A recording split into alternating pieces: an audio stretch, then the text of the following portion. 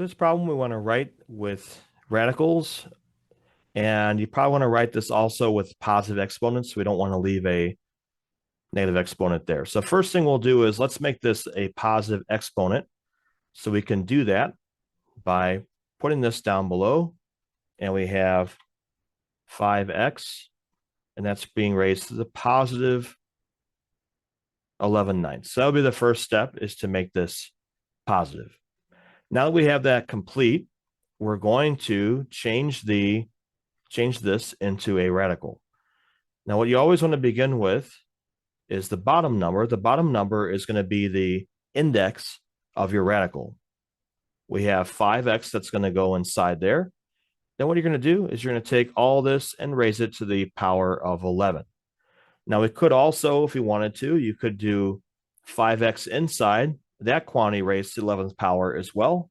But we're going to, for this kind of problem, we'll go ahead and leave it in this form here. That way we have just 5x inside the radical there. So we have the 9th root of 5x, all that being raised to the power of 11. So that would be with a positive exponent. Let's apply the same thing. We'll do the same thing on these problems here. Okay, so this one, again, first we don't have any negative exponents to deal with on this problem. So we'll just write 8th root first. Okay, so again, we always begin with the index that's in the bottom of that. We'll put a 7x inside here, and then everything we're going to raise to the power of 5, the number that's on the top of the fraction, the numerator of this fraction we have here. Minus, okay, now it's 7. That's going to be the radical there. We have a 4y inside. And then all of this is being raised to a power of 3. That's the top number of my fraction there. And then that's it.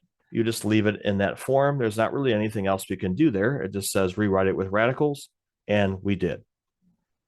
Let's do one more of these here.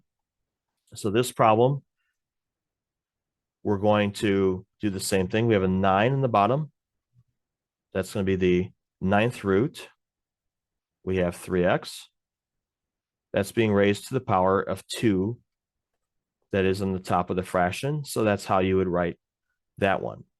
Now this next one, before we turn it into a root, let's write it as a positive exponent. So I'm going to put this on the bottom, and that's going to become positive 5/7 there.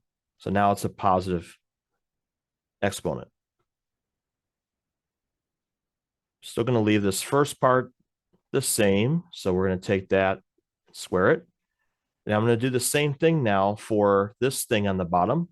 I have a 7 that's on the bottom of that fraction. The 7 is going to be the index of the radical. I have an 8y inside, and then you're going to take all this and raise it to the power of 5 that you see there. And then you just leave your answer in that form.